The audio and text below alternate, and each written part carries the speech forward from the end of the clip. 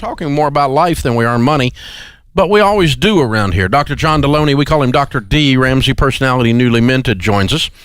And I probably for the next year of your life will continue to introduce you and say you're a PhD in counseling so that people know who you are and you're able to answer their questions about stress, about anxiety, about fear, about boundaries, about people that are being unkind because they're afraid, about encouraging kindness and generosity instead of spreading fear. It's valid to have concerns over the economy right now. It is valid to have concerns over the coronavirus, especially if you are in one of the at-risk categories. But the overreaction to both will bring overcorrection, oversteering when you think that, I almost changed lanes into another car the other day and I almost oversteered. Hit the guy on the other coming lane. back and almost went into the wall. There you go. And more people wreck from their reaction than they do just going ahead and wrecking. And so the overreaction to either can get you in trouble. Panic, no one makes good decisions when they're panicked or drunk, Dr. Art Laffer says. So here's an interesting one for you, John. You're going to get to do a lot of talk radio in the next several years and a lot of situations where you're going to have a lot of opinions. So I've been doing this for 30 years, and there have been some people out there in the marketplace that I have so disagreed with. And disagree with everything, but occasionally I find myself aligned with them anyway, and it's uncomfortable. Does that make sense? Absolutely. Yeah, and it's a sign of a wise man. Well, a long time ago, back when she was a Harvard law professor, Elizabeth Warren, and I were on the same side, and Chuck Schumer and I were on the same side of a bankruptcy argument because the Republicans were putting a bankruptcy law through that went through that was all about protecting the banks and not the little man, and it added teeth to bankruptcy that was unnecessary. I'm not for bankruptcy, but so I found myself aligned with these guys because they were right, and I had to admit My feet are getting cold. Even though our my feet are freezing. Even though our politics were and the rest of our lives are not aligned in any other way. Sure. But I had to respect the argument and the principle of the argument. For you. And one of those guys is a guy named Peter Schiff. And Peter and I have been notoriously at opposite ends of things because I am just not a glass half empty guy. I'm not a scarcity guy. I am not going to be, during my lifetime, you can mark it down, I will not be predicting the end of the world. There you go.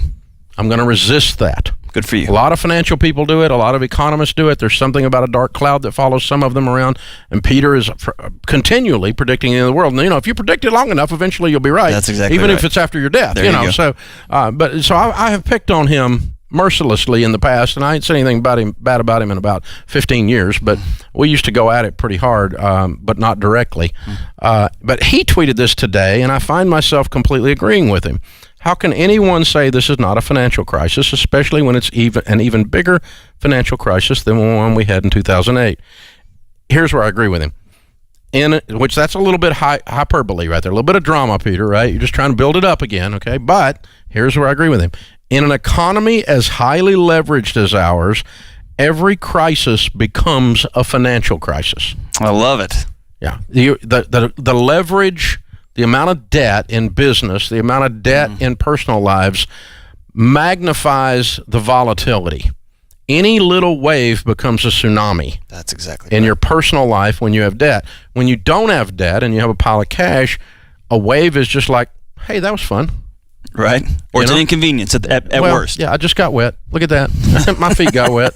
And it's a different thing but it rocks your freaking world when you're leveraged. Leverage magnifies your stupidity. There you go. And it does in the nation, at the government level, it does in the personal level and in the business level.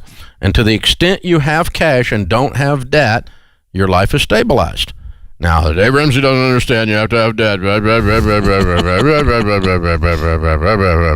But all of a sudden, I even find myself aligned with Peter Schiff. So hats off to you, Peter. Nice tweet today. In an economy as highly leveraged as ours, every crisis becomes a financial crisis because people don't have 2 minutes of money set back. That's right. Given the amount of payments that they have, I can afford these payments means I'm always going to have my job, and means there's never going to be a ripple in the economy, means I'm never going to have any personal problems. Everything's going to go perfect in my life is what I can afford these payments mean, which is asinine. The only thing you can guarantee is that you're going to have challenges, right? Yeah, the only thing you can guarantee is you can't guarantee anything. That's exactly right.